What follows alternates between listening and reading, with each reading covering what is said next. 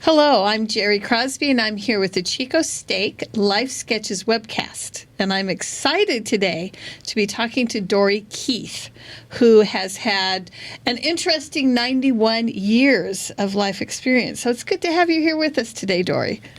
Thank you. I'm happy to be here, I think. I know. Everybody's like, what are you making me do? So let's start out a little bit with your youth. Can you tell us a little bit about where you were born and growing up? Well, I was born in Los Angeles at the L.A. County General Hospital, where my mom was a nurse. And my father was a road contractor. So we lived everywhere in Southern California as I was growing up, from below San Diego to the San Fernando Valley. And that was in 1933 that you were born? Yes, 1933, in the midst of the Depression. Oh, my goodness. Yeah, difficult times. Yeah, I didn't know how poor we were. Well, actually, my dad wasn't working yet because jobs were not obtainable hardly. And Mom was just getting out of nursing school, so we were pretty... But if I had my bowl of graham crackers and milk, I thought I was in heaven.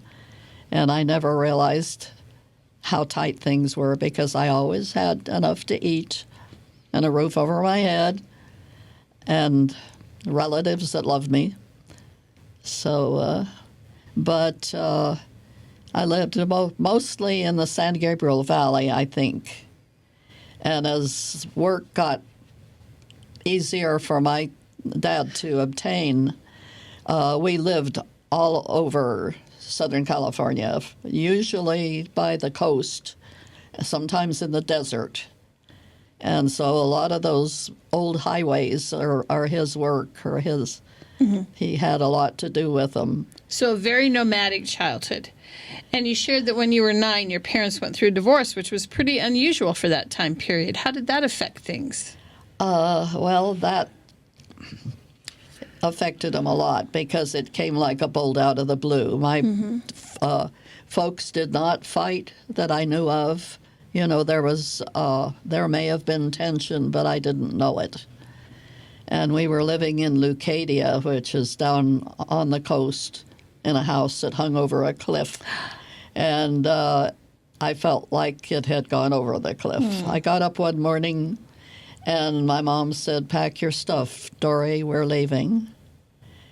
And I noticed my dad wasn't there. And I'm not going to give the story that goes with it. But we headed for L.A. And my mom got an apartment there, and she went to work at the County General Hospital. And we lived in El Sereno for, I guess, a couple of years. And then, in the meantime, going to school, I ended up skipping a couple of grades, which complicated life a little bit. You did share with me that you had a very vivid childhood memory of the beginning of World War II. Yes, I was 8 then, I think. And maybe I was 9, but I'm not sure, because this was just before this other episode. There was a little corner store kitty-cornered from us, and I went over there and I got a Royal Crown Cola, and I came home and I sat down on the couch, and I can remember the couch, the color, everything, and listening to cowboy music and really enjoying it. And all of a sudden, it stopped, and President Roosevelt's voice came on the radio. And I was going to say, and for the kids out there, listening to the cowboy music was not on TV, because that didn't exist yet. Yeah, it was great on the radio. Big radio. Yes. And anyway, there was President Roosevelt, and he said that Pearl Harbor, which I had no idea where Pearl Harbor was, but Pearl Harbor had been attacked by the Japanese, that ships had been sunk, property had been destroyed, and we were at war with Japan. And I can remember everything about that day, that room, and the way I felt like life would never be the same. And it wasn't. So as a child, what were some of the changes you experienced? Well, one of the first things was sandbags got put everywhere. And my dad happened to invent a sandbagging machine, which made us some pretty good money at that time. Anyway, the sandbags were all along the highways, and we were living at the coast, by the coast at that time. So was there a lot of fear that the coast would be attacked? Evidently there was, although I never felt that fear. There were barrage balloons, and that looked like a miniature blimp on a tether, and they were probably about maybe 50 feet in the air, and they were all along the coast from coastal highways and everything, so that if any low-flying planes came in, they'd get snarled in there. And everything was, when it got dark, you blacked out everything. You had black curtains that went over the windows, and your house was not supposed to be visible from the sky. And were there curfews for cars as well as part of that blackout? Yeah, I don't remember that. I remember rationing, and they rationed sugar, which is hard on a kid, and butter. We had this awful stuff that they called oleo, and it looked like a lump of lard, and there was a little pellet, little bright orange pellet that you broke, and you squished it in there and got this gunky, nasty-tasting stuff that was supposed to taste like butter. You saved your tin foil and made it into a big ball and turned it in. You saved your grease, and evidently that had something to do with making munitions. Yeah, my mom still saved her grease up until the day she passed away. Yeah. Yeah, saving that grease was important. Now, you had a grandfather who was a German immigrant. What was actually, that like? He was first generation. Oh, he His was first father generation. Okay. Yeah, and when we'd get together that's my mom's side of the family. Her, my grandmother was a ornery little Irish lady, and then I had this lovable, sweet German grandpa. I mean, he was the dearest man. But his friends would come over, and they would mock Hitler. Hitler was just beginning to come into power, and they'd go goose-stepping around the front room, Heil Hitler, and I thought that was pretty amusing, but it wasn't really funny. And I didn't realize that pretty soon we'd be at war with Germany, too. Right. Yeah. So instead of playing the usual games with the neighbor kids, we played war. And my grandfather made me a little wooden machine gun, and I had quite a little arsenal of weapons. And we'd, at each other, you dirty Jap, or whatever. And I was amazed after the war how soon that enmity was all gone. And they became one of our closest allies. And so no hard feelings remain in your soul at all? Absolutely not. That's a wonderful thing and a good lesson. Germans or the Japanese. But I don't think, unless somebody was involved maybe in a prison camp or something like that, that was gone so fast. And we rebuilt those countries for them and became their friends. And that's a good lesson for all of us, is to lose enmity and become friends. Yeah. Nice. Now, you met your husband very young. Can you share a little bit about meeting your husband? Yeah, I was making up a class.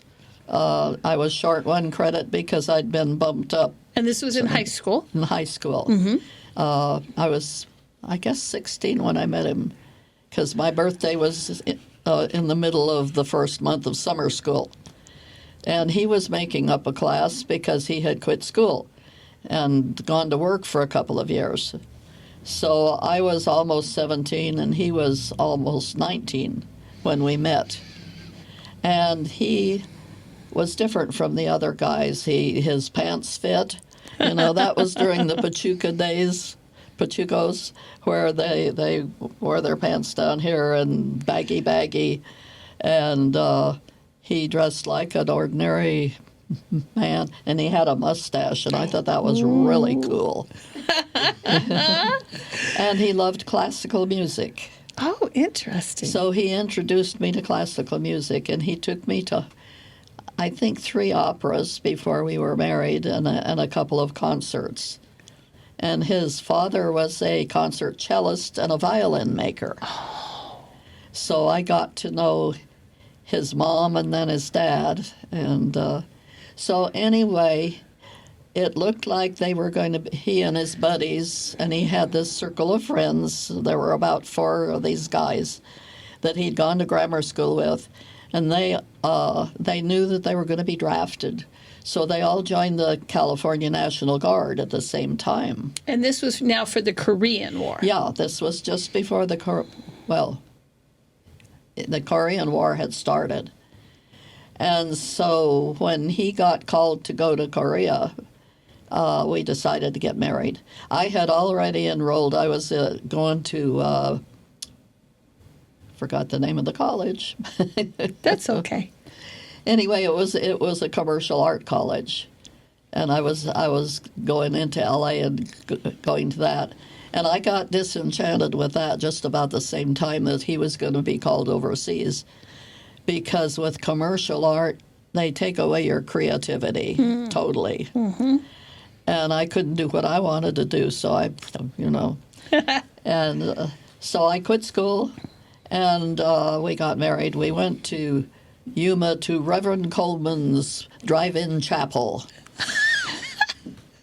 And that was a funny thing. So a drive-in chapel, you've got to tell us a little more about that. Was it literally drive-through, or you parked your car and you went inside? Well, you parked your car and you went inside. And we just happened to see the sign, and we were looking for a place to get married. And so we went in, and Reverend Coleman was a very bald man with a little red fringe around here, funny-looking little man. And he said, "Where's your license?" "Oh, we have to have a license." So a Hindu guy in a turban took us across town to get our marriage licenses, and then he brought us back.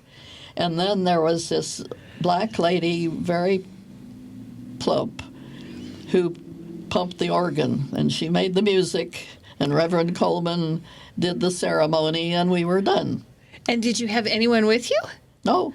And was this an elopement? Did your parents know about it, or this was just expedient? My mom gave us $50 so we could run off, because my mother-in-law wanted to have this big fancy wedding.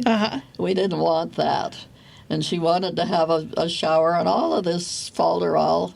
We didn't want that. So Mom says, "Why don't you just run off and get married?" So she gave us the money to do it. We went in my husband's 33 Plymouth. So this was a mother-sponsored elopement. Right. How did your in-laws feel about that? Did you get your mother-in-law reconciled to not having a big wedding? My mother-in-law was very flexible. Oh, good. So she adjusted. And so here you are, you're 17 years old, You're married, and your husband's headed off to Korea.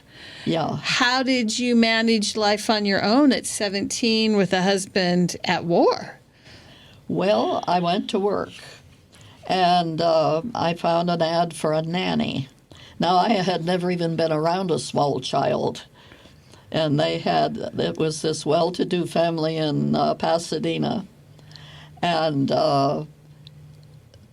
anyway, they had, I think there were 3 children.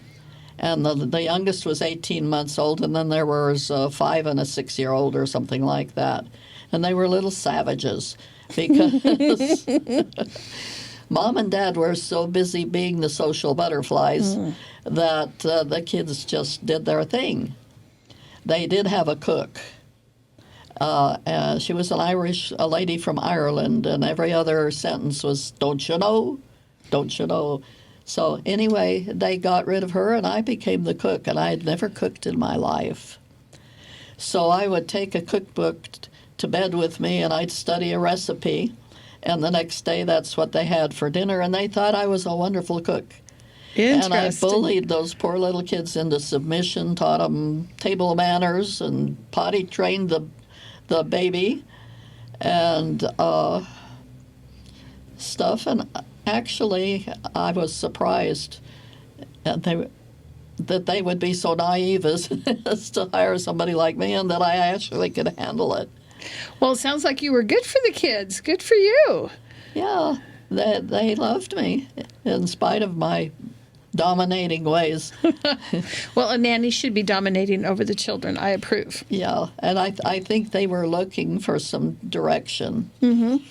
And so you're nannying, and you told me you did other jobs I did that as well. for about a year, I think, and then I went on to other things. Mm-hmm. And I ended up taking care of the baby girl of one of my husband's friends' wives part of the time. And then I had a couple of fill-in jobs, and then he came home. And after he came home, I went to work at an electronics factory.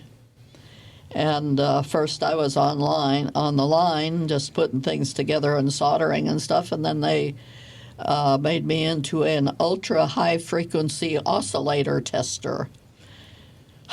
Which sounds quite fantastic. Was it as much? Was it as interesting as it sounds, or was it kind of mundane? It got mundane, but at first I was pretty impressed with it. But it was working with a computer screen, and it was way back, before computers came out, and doing all kinds of little testing things and stuff. And anyway, I worked there until I was great with child. And I quit, I think, when I was 9 months pregnant, and had my first son, who was, he was born in 1953. Mm-hmm. So I'm already getting the impression you're kind of a can-do soul. And I think that we're going to find out that continues on in your life, that if there's something that needs to get done, you just get it done. Most of the time. Yeah. Not always. Well, I'm pretty impressed already. Yeah. So you and your husband have started this young family, and you shared with me that you kind of had an interesting conversion story while you still were in the process of having children and starting your young family. Yeah, we hadn't bought a house yet, and we were kind of moving around to rentals. And was this still in Southern California? Yeah, this was in El Monte, California. Anyway, we were living in a duplex in El Monte, and I was used to whenever the Jehovah's Witnesses, bless their souls, would come knocking on the door, I would give them the most hard time they ever had in their life, just having fun with them. Well, these two young men came walking up the driveway, and I saw them, and something said, "Open that door." Mm-hmm. I did.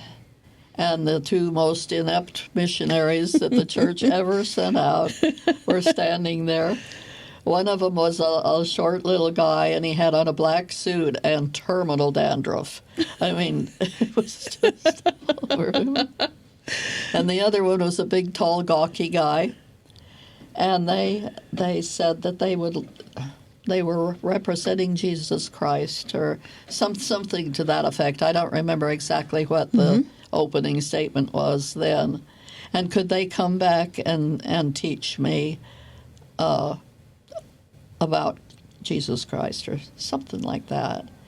And I heard this voice coming out of my mouth, yes, when?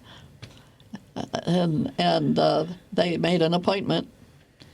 And the next day they were there with their flannel boards and, all the old stuff. And they taught me I think the first lesson was the Joseph Smith story. And I had a feeling I'd never had before in my whole life. Mm.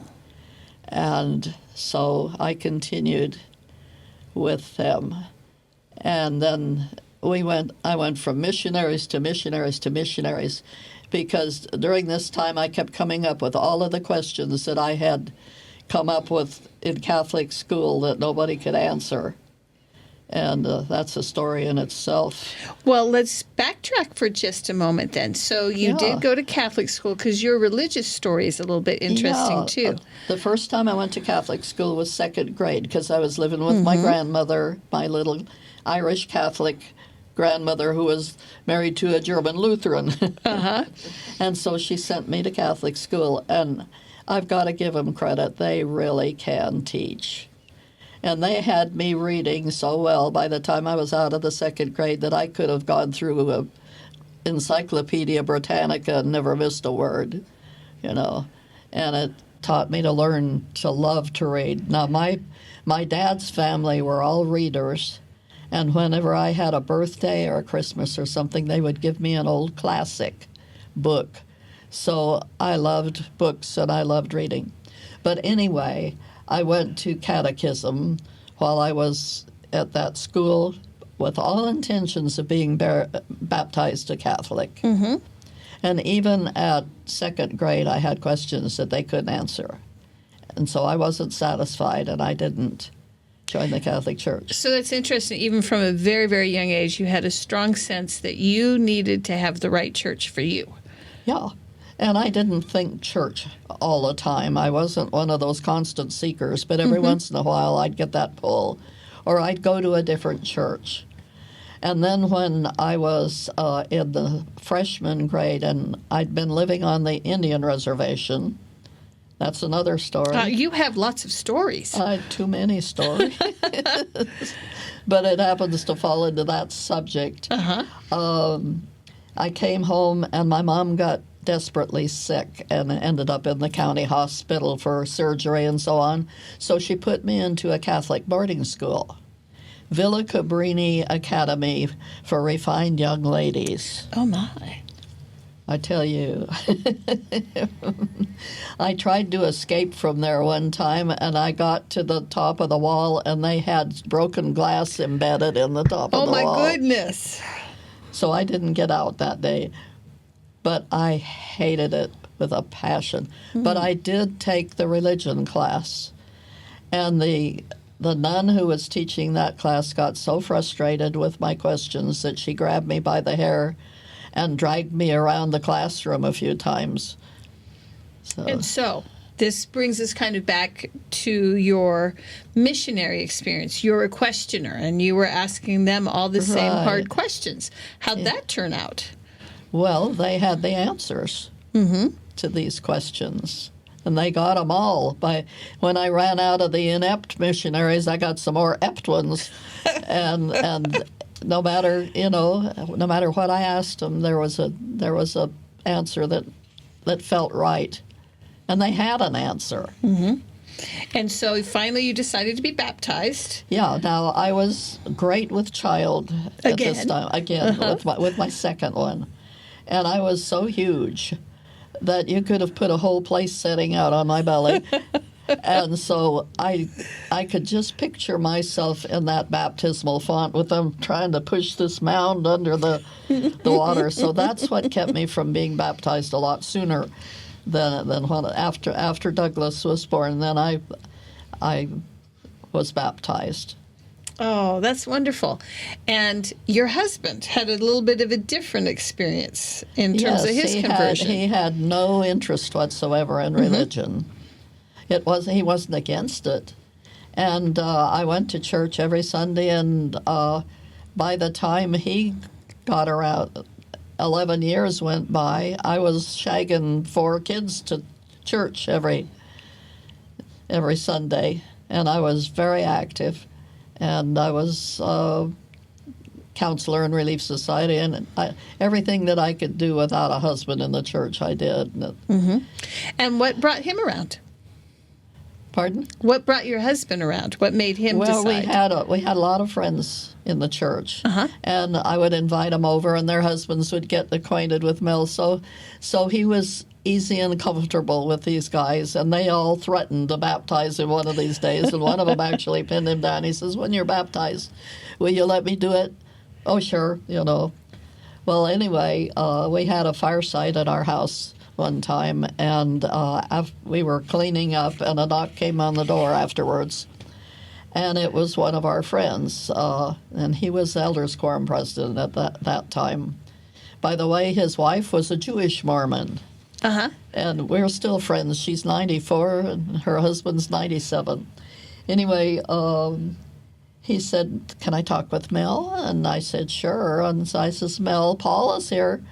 And so Paul came in, and he said, "Mel, you've had all the lists, all of the missionary lessons, and you know what the gospel is all about."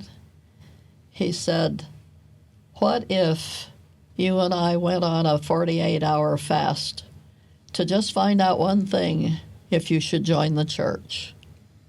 And Mel had never fasted in his life, so he's, "Oh, yeah, okay." Little did he 48 know the hours. power of a fast. So the word got around the ward, and about half that ward was fasting. And 48 hours. And I was fasting, and I thought I was going to die. And the day that we were going to break the fast, I put on a great big pot of chili because I knew we were going to have a lot of company. And that was simmering all day, and that aroma was going up. Well, Mel had worked, gone to work, worked a full day, come home, 2 days in a row, never got hungry, never got thirsty. And when it was time to break the fast, knocks kept coming at the door, and people kept pouring in and pouring in. I think there was about 18 of them. And we had a prayer circle. And I can't remember who gave the prayer. But as soon as it was over, Mel says, "That's it, I'm getting baptized." And the thing that had convinced him was he never got hungry and he never got thirsty. And so he got baptized. And my youngest son had been waiting. He had turned 8 months before that. Oh, no, that wasn't. I'm a little out of sequence. Anyway, my kids were just ecstatic at this, and so we had a baptism, and the whole ward was there. And anyway, he never looked back. He got called into the 70s right away. He skipped priesthood like I did school, and pretty soon he was a high priest, and he was a mission leader and a 70, back when the wards had 70s, and so on and so forth. Young men's president, and on and on and on. So that is a fantastic story. Can you tell us a little more about Mel? What did he do for a living, and what was he like? He was a man who could fix, construct, invent anything that needed to be made, and he ended up becoming a industrial engineer, a mechanical engineer. So that was his profession. He worked his way up to it, but he was one that when somebody was doing something like that, he learned it, and he tried it out, and so on. So even after he retired, we've got a workshop out back.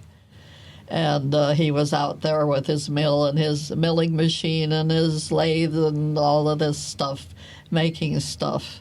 And he kept people all alive.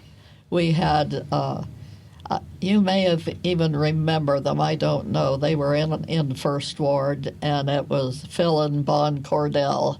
They had a print shop there in Paradise, and they were paraplegic, both of them. And Bonner actually became quadriplegic eventually. And Mel made a device to get Bonner he was a big, hefty man, to get him out of bed into a wheelchair and back where a 100-pound nurse could do it. And he made a device so that Phyllis could get into her van, and Bonner. a ramp folded down from the back, and a rope, some kind of a thing came down where they could hang on, and then they'd push a button and and get them right up in there and into their seats. And he did the same thing for another lady in our ward much, much later. And for a man who had ALS, he did, he made ramps. He just made everything to make it possible for them to function. And what a good man. He was such a good man, and so underappreciated until he wasn't there anymore. Because I'd look around, and everywhere I looked, there was something he had made to make my life easier. Oh, that is a wonderful, wonderful legacy for him to have left. And all the walls around the house, the driveway, everything he had made, along with his geriatric cronies. And and between you guys had 4 boys. Yeah. So you were surrounded by testosterone. Absolutely, I loved it. I was going to say, did you love being a mom of boys? I did. I loved being because keep this off the record. If I had been born in this generation with the mother that I had, I would be a trans kid. Me too. Yeah. I was very much a tomboy. I played football with the boys, and I played war with the boys. And I thought I used my dolls for target practice. I shot them with my bows and arrows. Yep. I told you I knew the melting point of Barbie dolls. That was how I used them. Yeah. So I fully understand and I saw my little granddaughter and her mother playing with Barbie dolls, and even then I kind of sneered. So you loved having your boys. Can you tell us a little bit about your boys? Well, Michael, the oldest, was just a handsome, handsome kid, beautiful child. And a good little kid. He always took up with the underdog. He had a friend in the first grade, a little blind boy who had gone blind that year. And the kids, kids can be so cruel. And Mike defended him and brought him home for dinner and made him his best friend. He was that kind of kid. But when he was 14, he left the church. I don't think he ever had a testimony, and went into drugs. And started out with pot, of course, harmless marijuana. Right.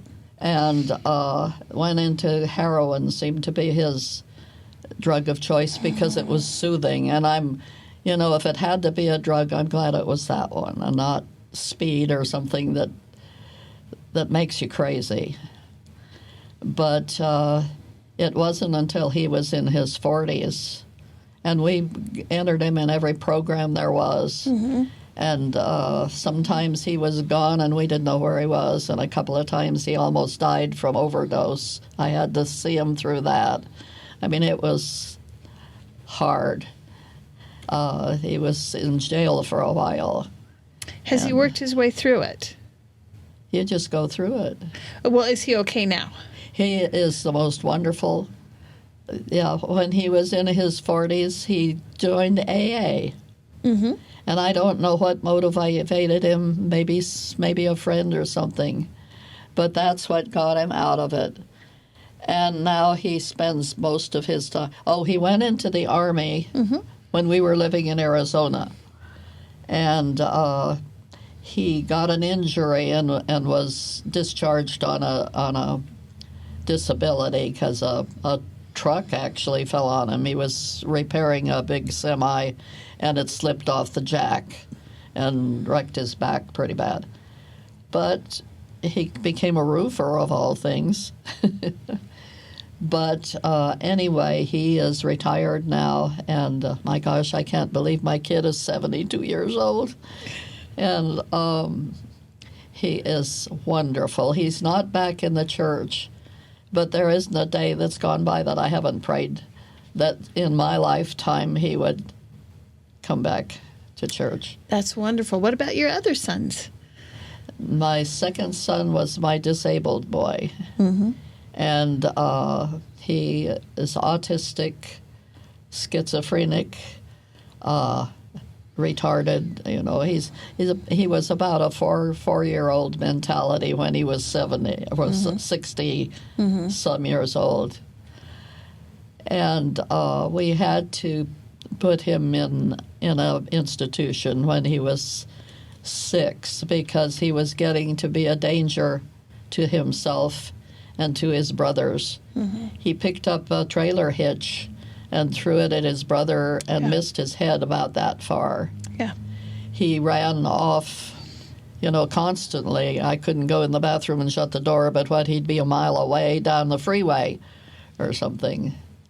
And that was the most heartbreaking thing we ever did because he was adorable. He was the cutest little guy. And I still have an image in my mind of him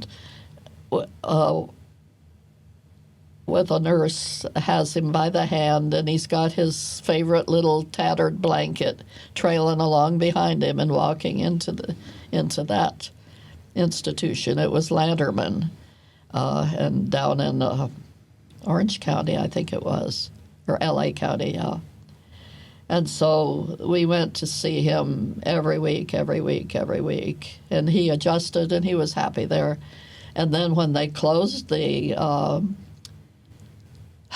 all of the mental institutions. All the mental institutions, he ended up in one of the first group homes, and it was the most ideal, wonderful place. And the woman who started the whole thing down there was the director, and she was still,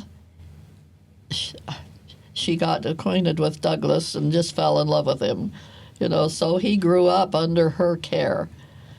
And when he died, which was 2 years ago, I got a call from her, and she was sobbing unconsolably. And she just loved him so much. And you shared something about knowing who he really was. Yes.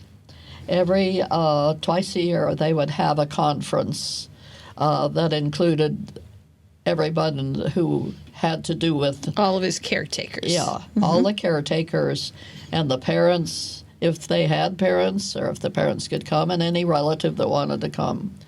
And then we sat in a circle, and the client would be there, and Douglas was fixated on baseball cards, football cards. He had drawers full of them, pockets full of them, and that was his life, was collecting these things.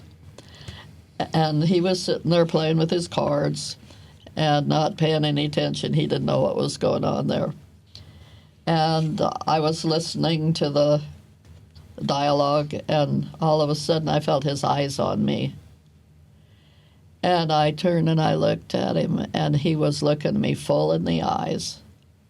Now, when someone has a severe case of autism, it's like they're in a box. You cannot penetrate. Right. They never look you in the eye. They're isolated. Well, he was looking me full in the face, full in the eye, and he started communicating with me with his eye. I don't know how it happened. It was a spiritual thing. But he told me that he knew why he was there, that he didn't hold any bad feelings about it. He loved me. He loved his dad, etc., etc. And all of a sudden, I saw this magnificent spirit. I mean, a powerful spirit. And I reasoned that, and it was made known to me that it was his protection, that the adversary had a particular grudge against him, and he was protected because he never reached this age of accountability in his mind.